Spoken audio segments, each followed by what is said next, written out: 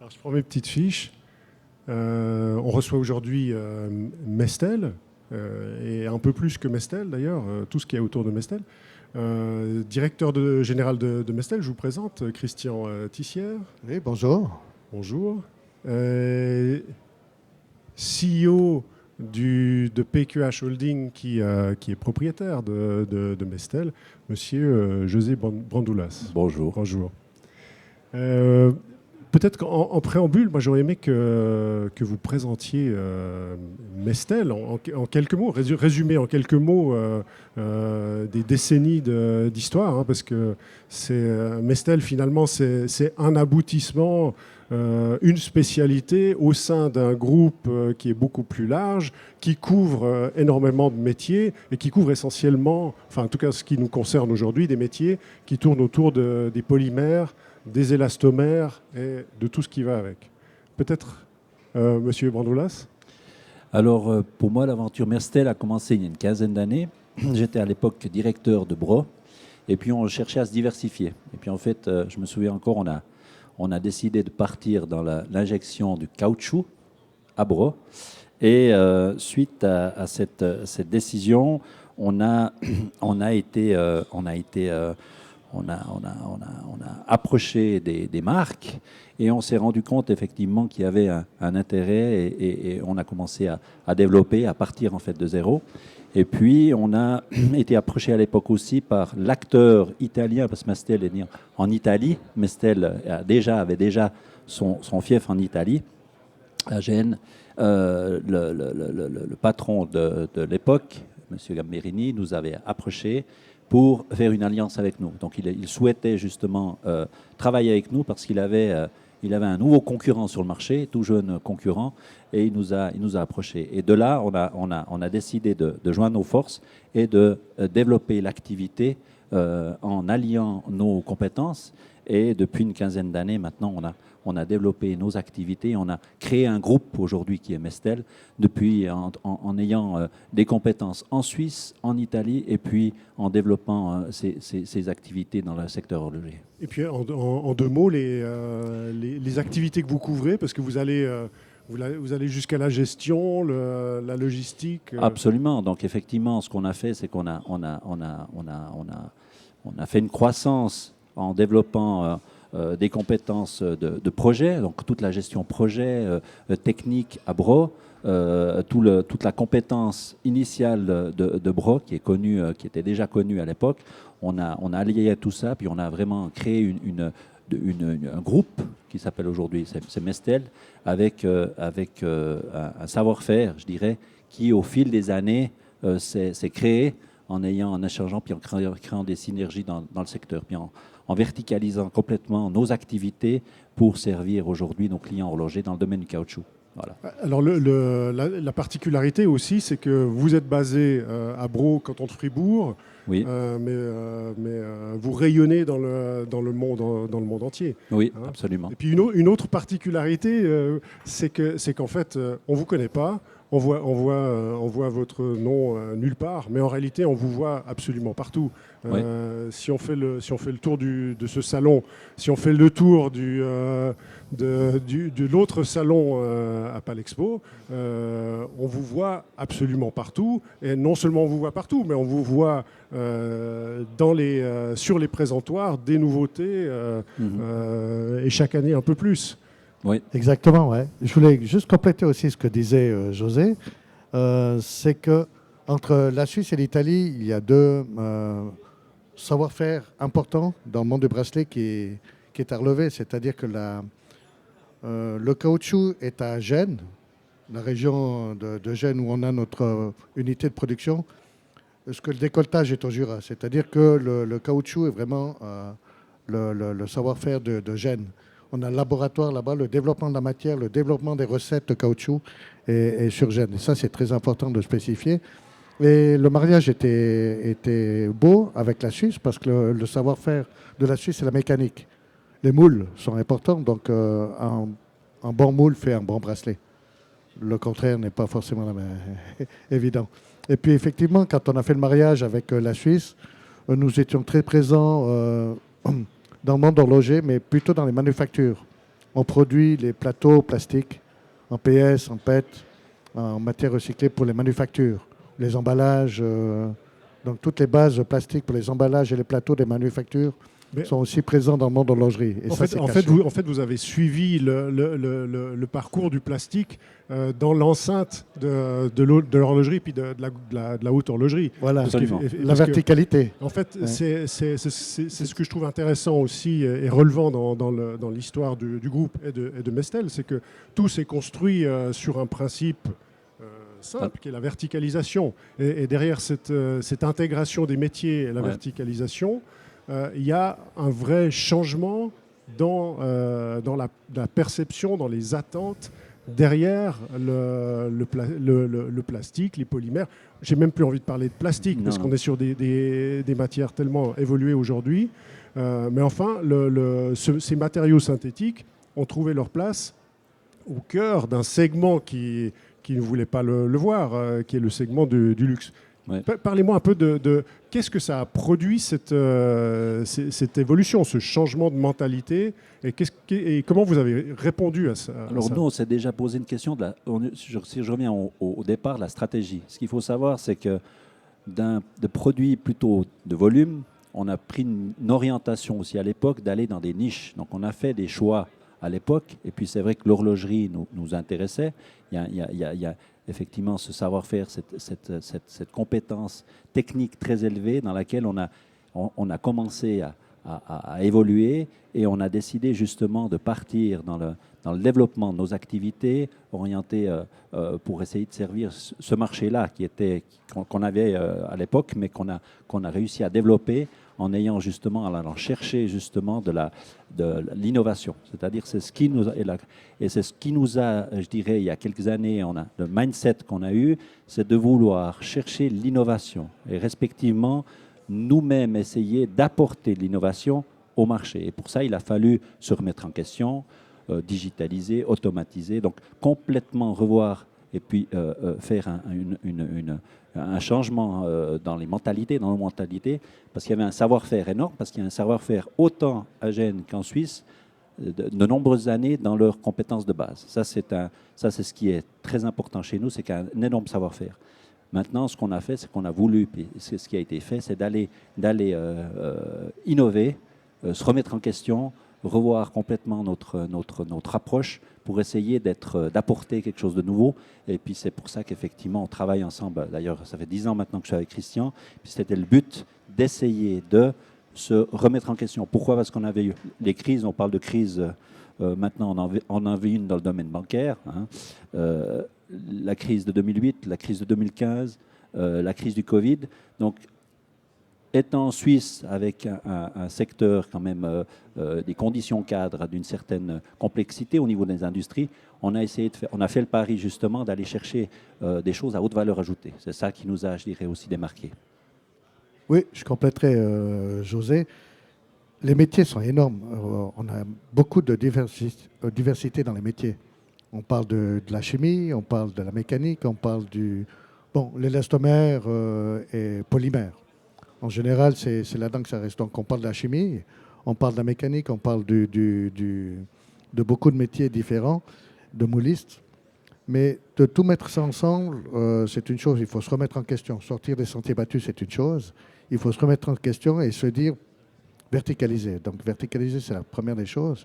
Et il y a un autre aspect, c'est qu'il faut être à l'écoute de tous ces acteurs, de tous ces horlogers qui sont ici présents.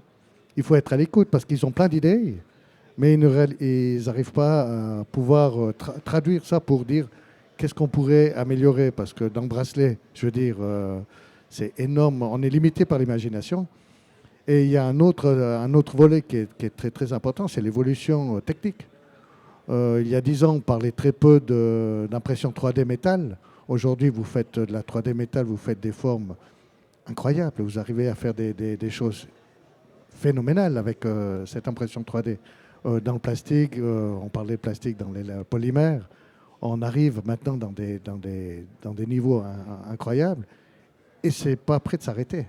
Donc il faut être à l'écoute des clients, il faut être à l'écoute toujours curieux, les radars toujours ouverts pour la technique, qu'est-ce qui existe, qu'est-ce qu'on peut faire. Et puis après, il y a ce ratio, le ROI, qu'est-ce qu'on peut proposer, tout. Moi, j'aimerais bien que vous nous décriviez un petit peu le processus, parce que effectivement, si je regarde les nouveaux bracelets que j'ai pu voir déjà depuis le début de ce salon, et je sais qu'ils sortent de vos ateliers, racontez-moi un petit peu comment ça se construit, parce qu'au final, nous, on voit un bracelet caoutchouc, on se rend bien compte qu'il y a un monde entre les bracelets qu'on voit aujourd'hui et puis ce que pouvait être le bracelet de montre caoutchouc il y a encore 10 ou 15 ans, qui était finalement une bande de caoutchouc noir. Voilà. Voilà, donc, alors, Par quoi on ça part du projet. Ça part du projet. Ça veut dire qu'on a l'idée on a les premiers dessins, les premières esquisses de l'horloger qui vient nous approcher. Et puis là, comment on peut traduire ça? Donc on peut lui dire maintenant tout ce qui est faisable ou pas faisable par rapport au moule, par rapport maintenant que veulent les horlogers, que veulent les clients. Ils veulent de l'interchangeabilité. Ils veulent pouvoir changer le bracelet ce soir pour une sortie plutôt sportive, peut-être mettre en caoutchouc, peut-être demain, peut-être avoir un bracelet métal. Voilà. Et les couleurs, on parle des couleurs. Donc l'évolution de la matière, on va déjà déterminer que veut le client. Et là, on va pouvoir fabriquer le moule. Donc le moule, on fait d'abord les dessins 3D du moule, donc pour présenter en 3 dimensions le bracelet final au client. On va fabriquer le moule. Et c'est une passe d'environ 4 à 6 semaines de passage. Ensuite, on va sortir les premiers prototypes où on va pouvoir, en grandeur réelle, le mettre ajusté sur les cadrans. Et après, c'est la production. Puis une production, vous avez l'injection. Ça doit passer, on parle de caoutchouc. On a la vulcanisation, donc c'est des processus qui sont très lents, 4 à 7 minutes par bracelet de vulcanisation. Et ensuite, on va passer dans dans la finition. Il y a toutes des petites mains qui prendront les bracelets pour la finition. Il y a des traitements cryogéniques. On va refroidir le bracelet à basse température pour pouvoir le pulvériser de petites billes en plastique qui vont enlever toutes les scories de l'injection. Et ensuite, on va passer dans du sablage pour rendre un soft touch, pour arriver vraiment au final. Et je passe par-dessus les choix des couleurs des bracelets. La couleur du caoutchouc, vous n'avez pas avec un Pantone pour dire « ouais, moi je veux le numéro 473 ». Vous allez sur le 473, c'est un target, puis après vous allez dire « bon, ok, on va peut-être matcher plus jaune, plus clair, plus foncé, avec un contraste plus grand ». En fait, Mais qu'est-ce que vous êtes en train de nous décrire en fait de ce que on décrit la fabrication d'un bracelet. On parle d'un bracelet, n'est-ce pas? On parle d'un bracelet en plastique, en gros. Ouais. Donc en fait, on comprend bien que c'est devenu quelque chose d'extraordinairement technique qui nécessite énormément de savoir-faire, de la mise en orchestre de beaucoup de savoir-faire. Voilà, donc en plus, maintenant, si vous suivez l'évolution, on suit le trend. Le trend aujourd'hui, c'est bon, on parlait d'interchangeabilité, donc d'où l'impression 3D pour innover dans les inserts qui vont relier le case, la boîte avec le bracelet.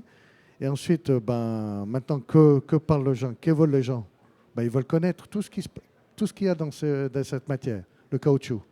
Donc, on parle de biosourcé, on parle de biodégradable, on parle de matière, on parle maintenant des PFAS. Les PFAS sont des composants qui sont dans le caoutchouc fluoré. Donc, maintenant, c'est la grande tendance qu'on va éventuellement enlever ces composants. Donc, il faut être déjà prêt. Mais il ne faut être pas prêt aujourd'hui. On est déjà en avance. Il faut déjà anticiper les demandes.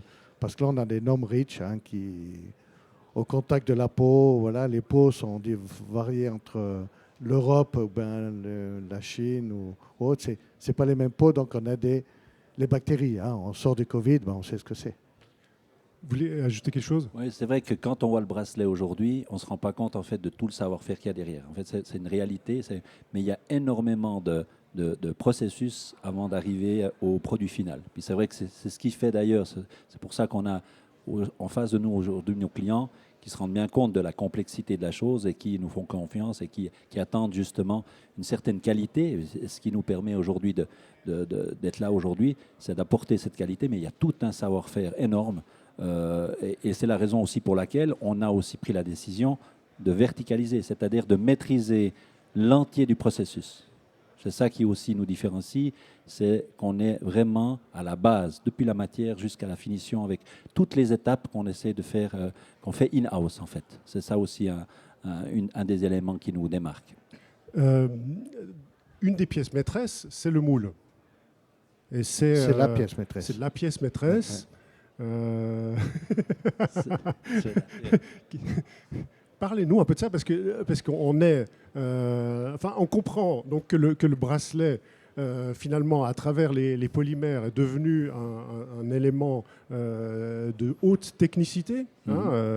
C'est peut-être un des éléments de l'habillage de la montre qui a fait le plus qui a connu la plus forte évolution en direction de la technicité au cours des 15-20 dernières années. Et effectivement, le moule, qui est construit sur des savoir-faire traditionnels pour la Suisse. On parle de mécanique, de microtechnique. C'est quoi le secret d'un moule? Le secret d'un moule, il n'y a pas de secret. C'est une traduction de la passion. Et puis, chaque étape doit être vraiment maîtrisée depuis le début jusqu'à la fin. En fait, j'aime bien ce parallèle. Un bracelet, on parle d'un bracelet, mais on parle d'un moule qui doit être au micron. Parce que quand on fait une injection de polymère dans un moule, je veux dire, un centième, il y a le polymère, il va à haute température. On parle de température de 180 degrés pour injecter dans ce moule. Donc, il doit être résistant, déjà à nombreux passages. On parle de moules qui peuvent mouler 50, 60, 70 000 pièces.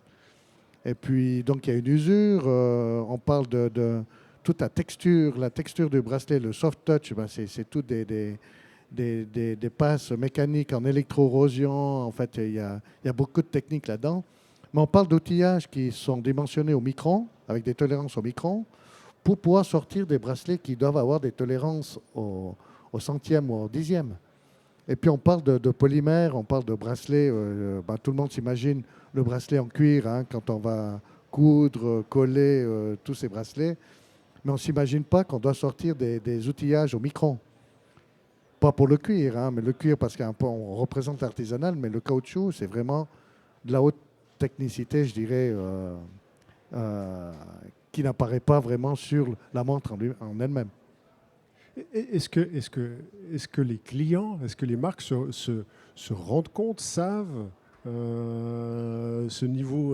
connaissent ce niveau de technicité? Et est-ce que les créatifs sont au bon niveau? Est-ce qu'ils sont assez créatifs pour toutes les capacités que vous êtes, tous les savoir-faire que vous êtes capable de déployer? Non, je dirais qu'ils sont très créatifs, ils ont beaucoup d'imagination. Mais ils ne se rendent pas compte, justement, comme vous dites, c'est tout à fait juste, toutes les étapes qu'il faut faire et toute la complexité qu'on doit mettre en place pour sortir un bracelet. Notre credo avec Mestel, on a toujours partagé la verticalisation, mais c'est la passion. Le créatif de l'horloger, il est passionné. Nous sommes passionnés dans nos métiers différents.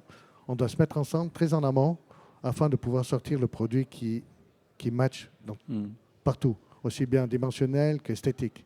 Parce qu'on parle de technicité, mais on parle beaucoup d'esthétique. Et ce n'est pas toujours des choses qui vont de pair. Donc, mais le trait d'union de ces deux-là, c'est la passion. Donc, notre credo, c'est de partager le plus possible déjà en amont avec les horlogers, les créatifs, qui viennent voir, qui viennent visiter, qui viennent sentir, qui viennent toucher. Et toucher, ça sera difficile à 180 degrés. Mais comme ça, ils vont vers toutes les étapes, ils vont se rendre compte physiquement qu'un bracelet, en général, il passe 70 minutes dans chaque main. 70 minutes, chaque bracelet en caoutchouc est touché par une personne. Là, on parle du caoutchouc. Si on parle de bracelet en silicone ou bien en TPU, en d'autres matières, polymères, de bracelets pour de la haute, de la mass production, ces bracelets vont tomber et ils n'ont pas de finition, ils sont emballés et puis pesés. En gros, c'est pas le cas du caoutchouc. Voilà. Moi, j'aimerais vous entendre encore du point de vue de l'entreprise. Comment est-ce qu'on gère ce type de transition? Parce que si je refais un peu l'historique, finalement, vous êtes passé d'un sous-traitant, d'une position de sous-traitant, de transformateur, à une position d'entreprise innovante, donc de partenaire, parce que l'innovation se construit en partenariat avec vos clients. Et ça, c'est une transformation souvent très considérable pour une entreprise. Comment est-ce qu'on fait ce passage-là? C'est vrai qu'on en fait, on s'est posé beaucoup de questions à l'époque. C'est la stratégie. D'abord, on a posé vraiment les bases d'une stratégie, puis on s'est dit, mais où est-ce qu'on veut aller, que ce soit pour Mestel ou d'autres sociétés dans le groupe, parce qu'on a d'autres sociétés, on a la même vision. Et il faut être à l'écoute du marché, il faut sortir, il faut voir les gens, il faut les rencontrer, il faut écouter, puis à un moment donné, il faut se dire, voilà, c'est là qu'on veut aller ou là. Puis comme disait Christian, c'est la passion, c'est-à-dire qu'il faut amener toutes les équipes dans cette direction, puis essayer justement, avec des erreurs, on en fait, et puis d'amener les gens, parce que le plus important chez nous, c'est les gens. Je veux dire, la valeur ajoutée qu'on a chez nous, c'est les gens, c'est les personnes. Je veux dire, sans ça, on fait rien. Et puis là, c'est vrai qu'on a la chance d'avoir, comme disait Christian, une passion, de la partager, puis d'arriver à transmettre cette passion aux clients, voir ce que le marché a. Puis je pense que voilà, c'est une des recettes, mais je sais pas, c'est difficile à dire, mais c'est vrai qu'aujourd'hui, on est acteur, on est partenaire. Comme vous l'avez dit, nous, ce qu'on cherche, c'est des partenaires avec les clients. On essaye vraiment de créer une relation à long terme, parce qu'on pense que c'est là qu'on a tous à y gagner, finalement. Ouais, et puis c'est surtout d'être à l'écoute. C'est pas de se prendre pour les meilleurs du monde et puis tout ça. Et ça évolue énormément. Il faut être à l'écoute. La matière évolue. Le désir des gens, des clients évolue. Ils veulent des couleurs maintenant. Ils veulent du biodégradable. Je me répète là-dessus, mais c'est très, très important. Ils veulent l'interchangeabilité. Et il y a aussi une chose qu'on peut... si on fait un petit feedback dans le temps, on a préparé l'autre jour. Il y a 15 ans, on n'avait que des bracelets en caoutchouc. C'était du NBR, HNBR, noir. Et après, ça a commencé à avoir un petit peu de couleur, une petite ligne rouge au milieu. Mais dès qu'une fois on a approché les couleurs, on a dû évoluer. Le HNBR, pour les personnes qui m'écoutent et puis qui connaissent un peu le caoutchouc, le HNBR, vous ne pouvez pas avoir les couleurs. C'est un caoutchouc qui est très résistant mécaniquement, mais au niveau des animations, c'est très pauvre. Donc on a dû évoluer dans des caoutchoucs à base de fluoré. Et là, on a mis beaucoup de recettes, des composants un peu chimiques, quand même, qu'il faut dire. Mais on a pu jouer avec les couleurs, on a pu jouer avec la souplesse, mais par contre, les caractéristiques mécaniques étaient un petit peu moins bonnes. Et puis maintenant, on a évolué, on a voilà, la verticalisation de Mestel, avec le laboratoire en Italie, pu développer une nouvelle matière, donc un MSTL qui a les qualités mécaniques du HNBR et puis de la couleur. Là, je parle dans la technique. Et puis comme dans notre notebook, à la fin, on a le Reber. Le Reber, on était très sensible par rapport à notre cercle vertueux. En fait, quand vous quand vous produisez des bracelets, 30% du bracelet, du caoutchouc que vous utilisez pour le bracelet, part à la poubelle. Pourquoi vous avez la carotte et puis les points d'injection. Donc tout ça, on ne pouvait pas l'éliminer. Et on a été conscient quand même que de jeter tout ça à la poubelle, vraiment poubelle, il n'y avait pas d'autre choix. On a réduit ça en poudre, on l'a mélangé avec le caoutchouc neutre, et on arrivait à avoir les mêmes caractéristiques, les mêmes couleurs, à reproduire les caoutchoucs de base avec nos déchets. Donc on peut faire maintenant des caoutchoucs qui, je dirais, recyclés, entre guillemets, à grosso modo 20%, pour pouvoir faire du Reber. Et là, déjà, on peut économiser 20% de notre production. Donc ça, c'est un label que vous avez déposé, Reber. Un label, oui, un label. Vous en avez un déposé, autre, ouais. Mestel Diamond. mais il y en aura d'autres d'ailleurs. Je sais pas. Mais c'est vrai qu'il y a, pour répondre aussi, rebondir sur ce que Christian dit, c'est remise en question. En fait, qu'est-ce qu'on essaie de faire? Chaque fois se remettre en question, puis essayer de sortir des sentiers battus. De voilà, ce qui était valable aujourd'hui, ce qui est valable aujourd'hui ne sera pas forcément demain. Ce qui était valable hier n'est pas aujourd'hui. Donc, il y a beaucoup de remises en question, puis on essaye toujours de se remettre en question pour évoluer nous-mêmes, que ce soit au niveau technique, que ce soit au niveau des innovations, que ce soit au niveau des processus, des équipements. On a beaucoup investi aussi au niveau technique, on a peu parlé, mais les investissements au niveau de la technologie ont beaucoup évolué. Ce qu'on faisait il y a 10 ans, encore en arrière, ou 5 ans, au niveau des équipements, ça a beaucoup changé. Et c'est vrai qu'on essaye de rester up-to-date à ce niveau-là, puis essayer de se remettre finalement en question. Parce que vous êtes face à une vraie difficulté. Vous devez amener de la nouveauté, de la différenciation et en même temps une réponse industrielle complète. Hein, vous devez être prêt pour faire des grands volumes et des tout petits tirages. Ouais, ça c'est... Bon, d'une fois que vous avez fait le moule, c'est relativement facile. Mais ce que le client, il faut bien qu'il se rende compte qu'un outillage, je veux dire, bon, ici, on a beaucoup de start-up. Les start-up qui m'écoutent, bon, souvent la première question, on dit on veut développer un bracelet, quelle couleur, interchangeable, etc. Tout est possible. Par contre, après, quand on arrive, il y a toujours la grosse question, c'est combien ça va me coûter? Est-ce que c'est cher? Un outillage, c'est cher, etc. Donc, nous, on essaie d'avoir des outillages les plus polyvalents possibles. Je veux dire, un châssis avec des empreintes afin de permettre de pouvoir développer juste une empreinte pour pouvoir faire des petits tirages. Des petits tirages de 100, 500 pièces, c'est possible. Mais évidemment, plus on monte dans les quantités, plus le prix se rabat. Par contre, pour compléter aussi ce que disait José par rapport à la verticalisation et puis à l'industrialisation, l'écoute du client elle est primordiale pour pouvoir développer et puis partager ça. Et plus on est en amont, mieux ça va. La particularité maintenant aussi, c'est que chaque moule est un moule particulier, a une demande particulière. Et c'est difficile à pouvoir industrialiser. Parce que, je veux dire, on ne peut pas faire de la série avec du caoutchouc. Je parlais tout à l'heure qu'un bracelet, il passe 70 minutes dans les petites mains de chaque opérateur au niveau de la finition et autres. Et c'est très difficile de faire du répétable. Mais c'est possible et c'est... Donc toute cette évolution, finalement, elle est vraiment possible, elle est portée par l'horlogerie haut de gamme aujourd'hui. Ouais. Et nos développements ne nous appartiennent pas vraiment. Parce qu'en fait, c'est un peu frustrant souvent. Enfin, c'est frustrant. C'est qu'on fait des développements pour le client.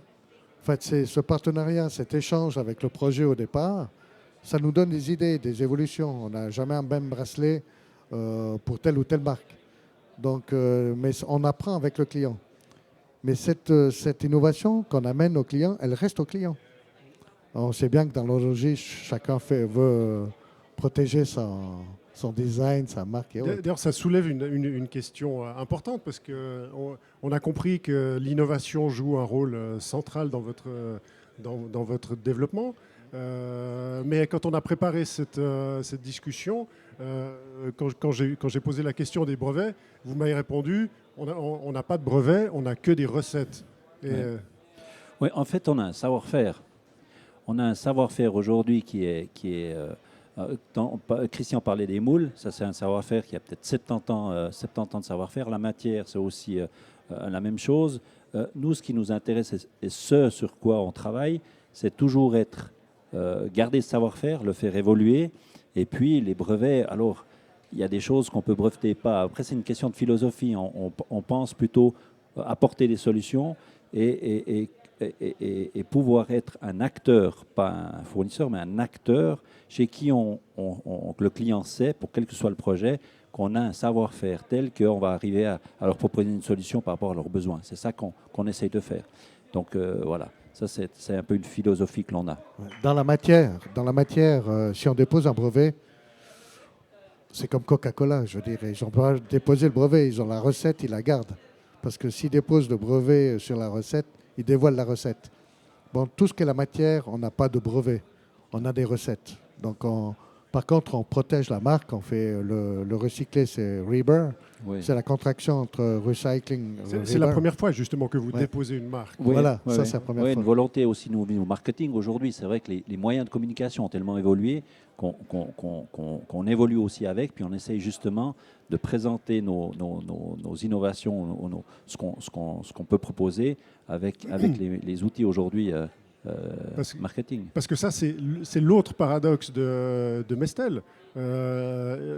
C'est d'être une entreprise innovante. Hein. On a compris qui est plus simplement, qui est un partenaire et plus simplement un fournisseur, un sous-traitant. Mais la visibilité, pour travailler votre visibilité, vous avez des moyens extrêmement limités parce que, comme vous l'avez dit, vos recettes, finalement, appartiennent à vos clients et c'est eux qui se les approprient avec raison. Et la plupart du temps, vous n'avez pas de moyens de communiquer sur ce que vous faites. Non, mais on essaye justement. On essaye de le faire de manière intelligente en étant un acteur. Je veux dire, l'idée, c'est si on a besoin d'un projet en caoutchouc, moi j'ai envie que les gens se disent voilà, on va appeler Mestel parce que c'est là que ça se passe. La compétence, elle est là. Et puis, on est là pour ça. Puis on doit communiquer par rapport à ça. Mais c'est vrai que c'est difficile parce que c'est une stratégie de communication. C'est une question nouvelle pour vous. Oui, on y travaille. On développe. On est en train de développer le marketing. On a commencé il y a quelques années, mais c'est vrai que c'est quelque chose qu'on essaye de faire et puis de mettre en avant pour montrer justement ce savoir-faire parce qu'on était peu connus. Mestel était peu connu. Comme vous le disiez, aujourd'hui, on nous voit un peu plus. Donc, ça veut dire que ça marche. Puis on essaye justement de montrer ce qu'on sait faire, qui on est, qu'est-ce qu'on fait, quel est notre savoir-faire pour que les gens viennent vers nous pour demander des conseils pour des projets qui est du futur, quoi. Voilà. Ouais, puis c'est le savoir-faire, c'est difficile par rapport à ces brevets. On va évoluer avec maintenant, on va pouvoir, on est en train de déposer, enfin on a déposé un brevet sur l'interchangeabilité. Donc tout le monde veut un peu d'interchangeabilité, mais nous on veut déposer un brevet, on dépose le brevet, mais sachant que chaque horloger va customiser notre interchangeabilité. Donc c'est ça qui est génial, c'est qu'on dépose le principe, le brevet du principe très large, et après ça permet à chaque horloger de pouvoir d'être customisable. C'est-à-dire s'il veut plus large, plus petit, plus profond, avec sa marque, son logo ou tout ça, mais sur la même base du brevet. Donc on est plutôt une société on est au service des horlogers. Et c'est passionnant parce que, je veux dire, on n'en fait jamais la même chose. Non. Il n'y a pas un projet qu'on fait pareil. Ouais. Parce qu'on dépend du créatif, on dépend de la matière qu'il va choisir, le design qu'il a choisi, l'interchangeabilité qu'il a choisi. On dépend de lui. Et on va évoluer ensemble. C'est ça qui est magnifique. Je veux dire, Mestel ne peut pas évoluer tout seul. On peut évoluer tout seul dans nos connaissances, la chimie, la matière, la mécanique, les moules, dans les principes, dans les process.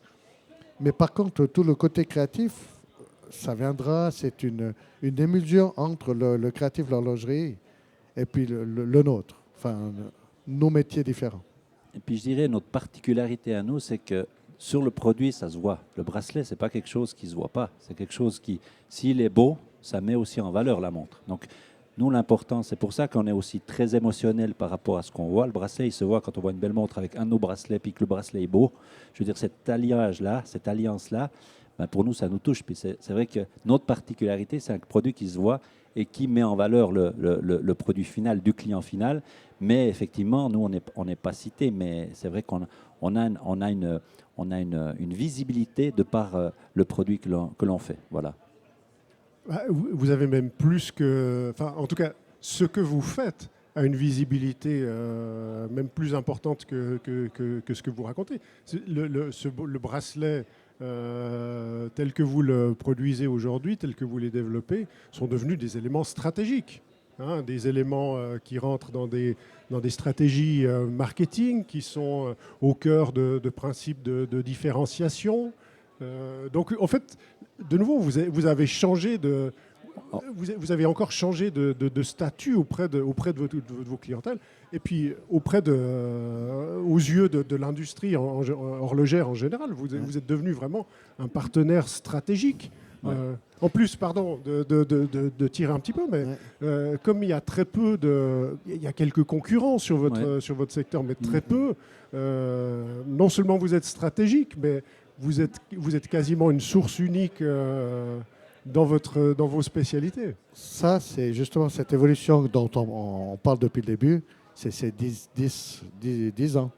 La stratégie qui a été adoptée par M. Paquet, et puis le président, et puis le CIO José, cette stratégie, je me souviens quand au début, ils m'ont approché, ils ont dit voilà, où on a investi, ils ont investi, tout d'abord, ils ont investi dans la mécanique, dans le moule, la pièce maîtresse de tous les trucs, de tous les bracelets. Et ça, c'était une décision importante. C'était le virage qu'il ne fallait pas louper. Et après, ça s'est enchaîné. Ça s'est enchaîné. Bon, les années ont été excellentes aussi. Hein. 2016, 2017, 2018, ça suivait dans des années presque records. Ça suivait l'évolution de l'horlogerie. Hein. Et puis, bon, après, il y a eu l'impact Covid. Un petit aparté dans l'impact Covid, c'était... Je me souviens de ce mois de mars, on a dit, bon, on a fermé l'entreprise. Il y a eu le coup près qui est tombé de la Confédération. Paf, lockdown. On a fermé 2 semaines. Et l'horlogerie a apporté, il faut aussi le relever, tous ses clients, tous ses partenaires sont tous venus en nous disant si vous avez des problèmes, on garde les commandes, on les reporte, on ne les annule pas. Ils étaient là comme support. Et ça, ça n'existe pas dans d'autres métiers. Enfin, moi, ça rejoint ma remarque. Vous êtes un partenaire stratégique aujourd'hui. Ouais. Mais c'est aussi une volonté, hein, parce qu'on a décidé d'aller là. On a décidé de positionner. On savait que ce produit noble, parce que c'est un produit noble, on devait le positionner là où il est aujourd'hui. C'est une volonté. On a beaucoup travaillé pour ça. Puis c'est vrai qu'aujourd'hui, on a des retours positifs par rapport à ça. On le sent, on le voit. Et c'est pour ça que je dis qu'on parle de partenariat, parce qu'on sent bien que c'est important pour le client et pour nous. C'est pour ça qu'on est partenaire. Mais c'était une volonté stratégique il y a une dizaine d'années. Là, elle est là. Puis effectivement, je pense qu'aujourd'hui, c'est vrai qu'on a une visibilité, on a une renommée, voilà, et on y travaille tous les jours. Ah, puis ça a suivi l'évolution. Il y a 5-6 ans, il y a eu tout sur le monde animal, hein, les pots, alligators, etc. Donc ça fait réfléchir les gens. Enfin, je veux dire, la société change. Ils veulent maintenant plus de modernité. Même les grandes marques, les grandes marques de luxe veulent mettre du caoutchouc sur des boîtiers à 200, 300, 500. Il n'y a pas de prix. Et ils mettent des bracelets caoutchouc. Pourquoi ? Parce qu'ils peuvent animer, ils peuvent donner je veux dire, un aspect différent pour la montre. On a parlé de l'innovation pour mettre du diamant. Donc aujourd'hui, on est capable de sertir du diamant dans du bracelet caoutchouc. Et puis, mais des diamants qui sont certifiés avec un certificat, la totale, quoi. Et on peut faire de la pièce unique. Donc, encore une fois, ça limite, c'est l'imagination qui limite. Il suffit d'en parler, il suffit de dire est-ce que c'est possible ? Et pour nous, rien n'est impossible. Et c'est ça qui fait ce partenariat, parce qu'ils sont là, ils se sont dit mais attendez, ils s'éclatent quand je veux dire, un horloger, quand il arrive, il s'éclate. Mais alors, est-ce que c'est pas frustrant de ne pas pouvoir communiquer plus ouvertement parce qu'effectivement, là, oui, mais on sait veut le avec faire qui bien. vous travaillez, mais on n'ose même pas le dire. Non, c'est clair. Mais on veut le faire bien, on communique, mais on veut le faire bien, c'est tout un travail. Mais ça vient, je veux dire, dernièrement, il y a eu une campagne publicitaire qui a associé Mestel, c'est officiel, à Hublot, c'est clair, c'est la première fois que ça se fait, on en a parlé, et c'est vrai que tout le film aujourd'hui qui passe, qui est fait par Hublot, c'est Mestel. Mais c'est historique. C'est historique. Ouais, Ça fait 40 ans qu'on travaille avec ce client-là, on peut le dire. Et il y en a d'autres, il y en a plein d'autres. Le monde le sait, les horlogers le savent. Voilà, je veux dire, on veut pas. Mais donc c'est un signe de confiance, de partenariat. Et c'est vrai que c'est ce qui nous anime. Puis on est content aujourd'hui d'avoir cette confiance et cette reconnaissance. Mais c'est vrai qu'on travaille dur tous les jours, comme a dit Christian, avec passion pour essayer justement de continuer à être présent, à innover, puis à être propositif et puis à penser à demain. En fait, c'est ça le challenge que l'on a. Et puis, il faut surtout rester humble. Je veux dire, il ne faut pas se la péter non plus pour dire, voilà, on produit des bracelets pour telle marque, telle marque, telle marque. Ça nous rend fiers. Mais il faut aussi rester humble parce que, je veux dire, c'est que de l'humain derrière. Nous, la majeure partie de nos collaborateurs sont des femmes. Et il faut voir ces opératrices qui sont derrière les machines, pour la plupart. Elles ont des gants, on parle d'outillage, de surmoulage à 180 degrés, c'est pénible. Pratiquement toutes des femmes. Et puis, je veux dire, en un mois, elles peuvent produire des bracelets. Donc, je veux dire, il y a le facteur humain qui est derrière et ça, c'est énorme. Il faut avoir une confiance humaine. Et on partage ça avec l'horloger parce que l'horloger, en fait, chez lui aussi, on parle d'industrie, mais c'est le métier d'horloger. Bon, on voit tous ces bancs, enfin ces petites pièces qui sont dans les montres, et ça fait des siècles que ça existe, et c'est toujours la même chose. On suit l'évolution technologique. On a eu peur, je me souviens, on entendait la montre à quartz à l'époque. On a dit, ouais, c'est foutu, le monde de l'horloger suisse, terminé. Mais non, ils sont revenus, on est revenus, je veux dire, là derrière, pourquoi on est revenu? Parce qu'il y a l'humain. Et ça c'est... Et chez nous, c'est pareil. Moi, j'aimerais bien vous entendre un petit moment sur la dimension esthétique et toutes les évolutions. On a parlé d'évolution technique, technologique, mais il y a une évolution esthétique qui a découlé de ces innovations, hein. Vous avez évoqué des matières, des textures, et on voit aujourd'hui les bracelets sont travaillés véritablement comme des pièces d'habillage, au même titre qu'un cadran, qu'une boîte. Comment est-ce que ça vous a obligé à vous dépasser, à aller chercher d'autres méthodes, d'autres savoir-faire, d'autres méthodes? Comment est-ce qu'on intègre ça? L'intégration, ça passe par le processus, c'est-à-dire la formation, et puis faire confiance aux gens. L'esthétique, c'est aussi un partage, parce que qu'est-ce qui est beau pour José, pour Marc-André, pour vous, Stéphane, ou pour moi? On a 4 visions différentes de l'esthétique. On peut trouver ça beau ou pas beau, mais en fait, l'esthétique, il faut qu'on soit répétable. Dans un défaut, même qu'il y ait un défaut, il faut qu'il soit toujours le même. Et puis, je veux dire, voilà, c'est des produits qui viennent du manuel quand même. Donc l'esthétique, c'est très très difficile. Donc c'est surtout un partage régulier avec la qualité du client et puis notre qualité. La référente chez nous esthétique et puis la référente. Et puis bon, c'est souvent très difficile parce que l'horloger dit, la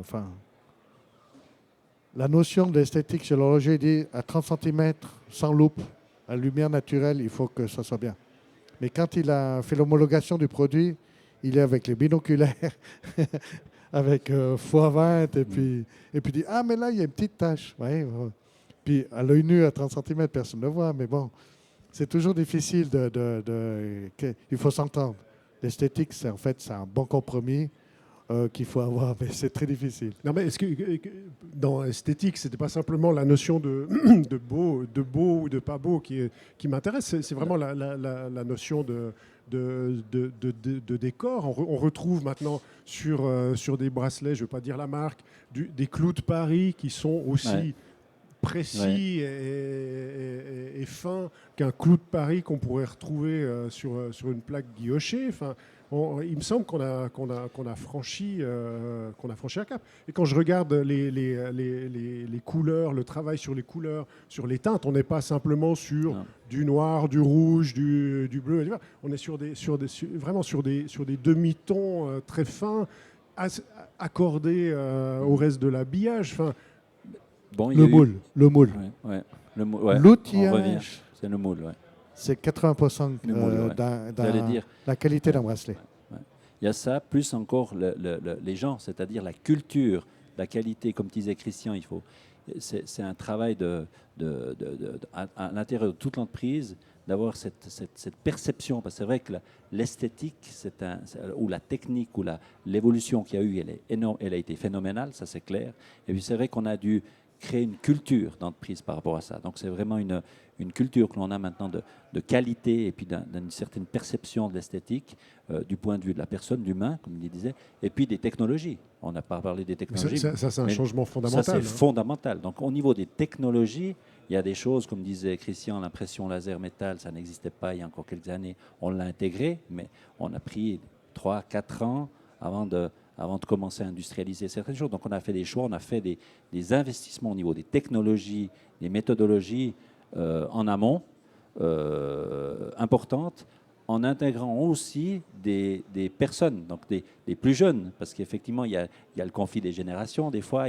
Donc tout ça, c'est vrai que c'est un travail où on intègre des nouvelles technologies, on amène aussi des nouvelles personnes qui nous aident justement à faire ces évolutions-là, parce que c'est ça aussi qui est important. On peut pas intégrer des nouveautés sans intégrer un nouveau mindset ou bien des nouvelles compétences humaines pour justement arriver à passer un cap. Donc ça, c'est des choses qu'on a aussi faites ces dernières années. Ouais, j'aimerais qu'on aborde le futur. Déjà le futur de l'entreprise, parce que vous êtes en plein développement de manière très concrète. Vous agrandissez. Et puis, commençons par ça. D'ailleurs, qu'est-ce qui se passe chez Mestel? Bon, moi, je commence par moi, c'est la partie la plus facile. La partie la plus facile, c'est que je dis, bon, bien sûr, c'est comme toute entreprise.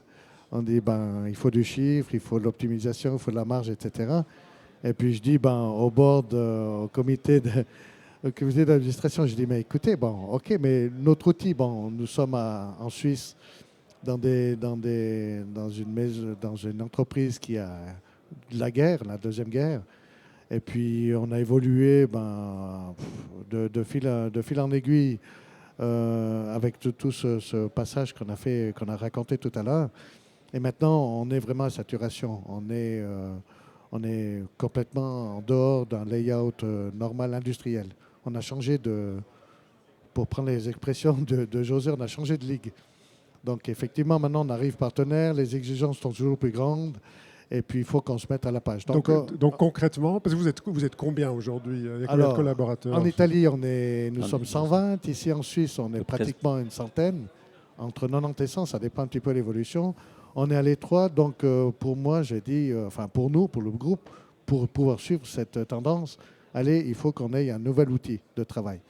Et en construction, le nouvel outil de travail, en Italie, on a inauguré il y a 4 ans un nouveau site. Et puis en Suisse, on va inaugurer, et je croise les doigts, ça c'est le directeur qui creuse les doigts. Ouais. Et puis maintenant, je me tourne vers José. Ça, c'est il est là, le financier. Entre autres, plein de casquettes encore. Non, mais c'est vrai qu'on on a l'objectif d'avoir, ça fait longtemps qu'on en parle, une nouvelle usine. On attend en fait le permis de construire. En fait, c'est juste formel maintenant pour pouvoir, on espère être l'année prochaine dans une nouvelle usine flambant neuve qui nous permettra justement de continuer notre développement. Ça, c'est le futur à court terme. Après, il y a le futur à plus long terme qu'on discute ensemble avec Christian. On est en train de travailler. Il y a un projet qui nous tient à cœur, c'est l'alliance et puis la gestion d'une entreprise qui a aujourd'hui pris une nouvelle taille, donc il disait nouvelle ligue, donc on doit se projeter en faire évoluer notre organisation pour faire face à demain. Et puis d'autres marchés. On travaille sur d'autres marchés parce qu'effectivement, on a un intéressé. Et là, il y a quelques retours très positifs. Donc ça, c'est un peu le futur de Mestel aujourd'hui. Et puis aussi le côté technologique. Là, on travaille déjà sur la nouvelle matière, hein. On a parlé de biosourcés, d'autres matières qui sortent un petit peu, qui vont suivre la tendance. Le biosourcé, La biodégradable. transparence, notamment, qui est... La transparence, avec le caoutchouc, on n'arrivera pas. Actuellement, on arrive à produire des bracelets qui sont translucides, je dirais, mais pas transparents, avec du silicone. Ça, on le fait, on le trouve sur le marché aujourd'hui. Ça, on le fait facilement. Mais la transparence, c'est toujours... Voilà, on parlait d'esthétique. Alors, c'est un bon exemple, la transparence. Tous les horlogers viennent chez nous, les créatifs, ils disent « Ah, moi, j'aimerais un bracelet transparent. » Possible. On dit « Non, mais translucide. » Mais on a fait notre professeur de docteur en matériaux en Italie a produit un caoutchouc transparent. On a une dizaine d'exemplaires. Mais si vous mettez le caoutchouc transparent sur le poignet, les créatifs ils disent « Ah non, mais c'est pas beau. » C'est pas beau, on voit tous les poils, on voit toute la peau. Il a dit « Non, c'est pas beau. Non. » En fait, c'était une idée, mais c'était une fausse bonne idée.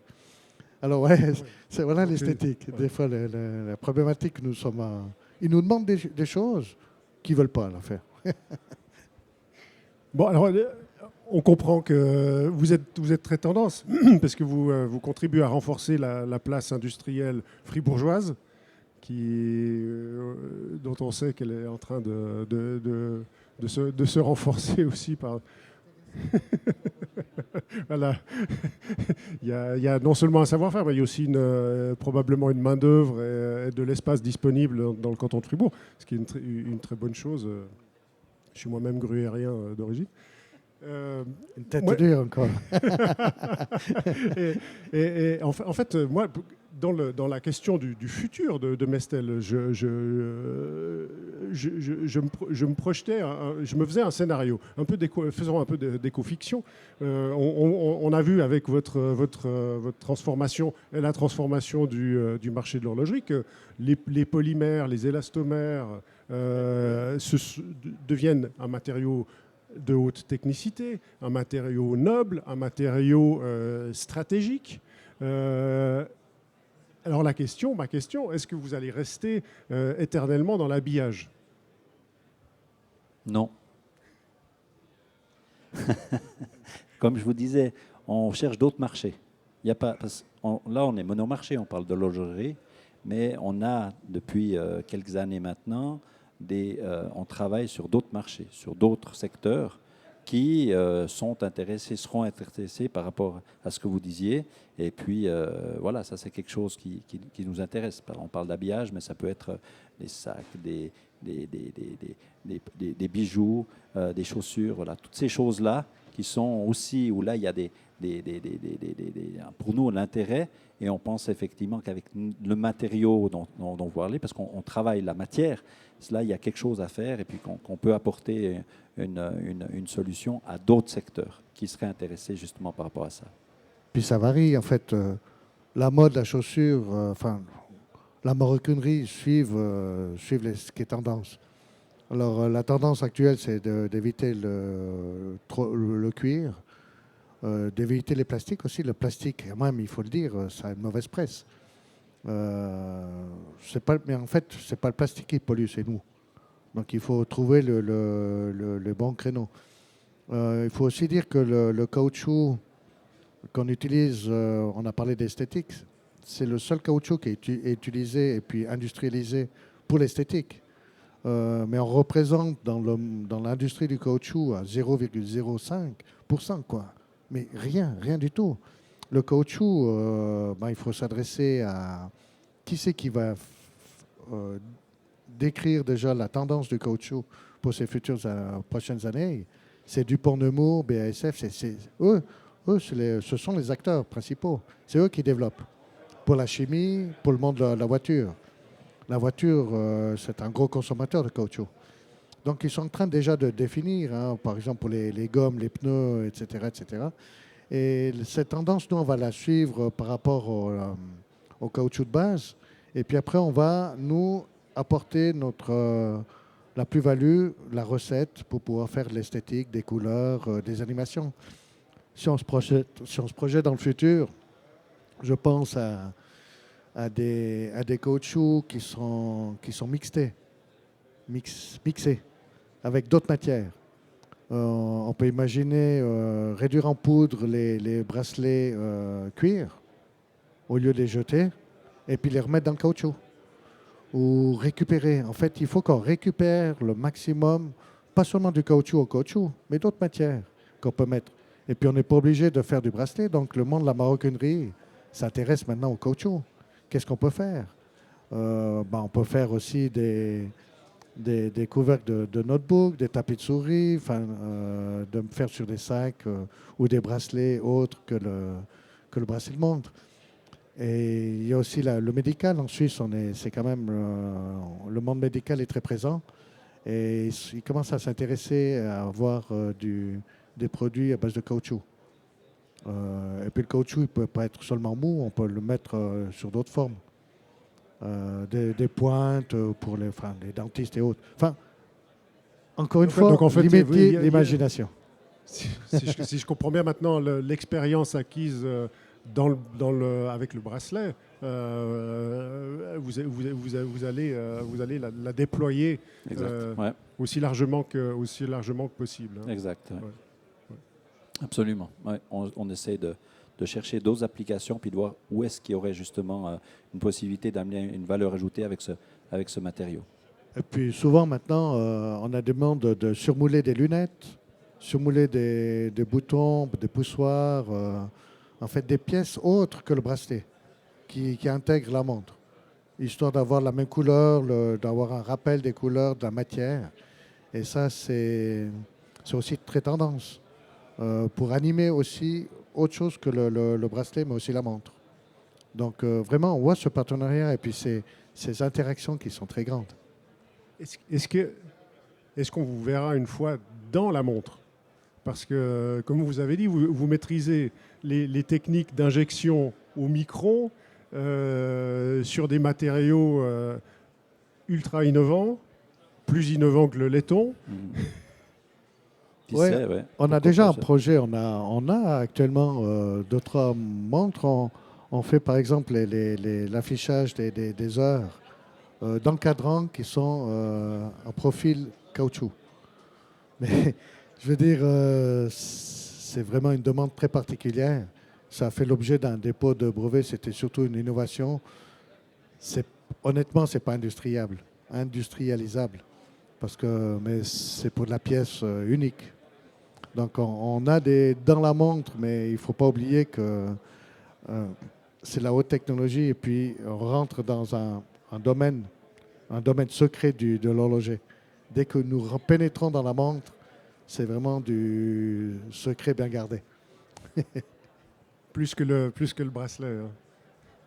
Plus que le bracelet, mais moins que la recette, mais plus que le bracelet. Merci.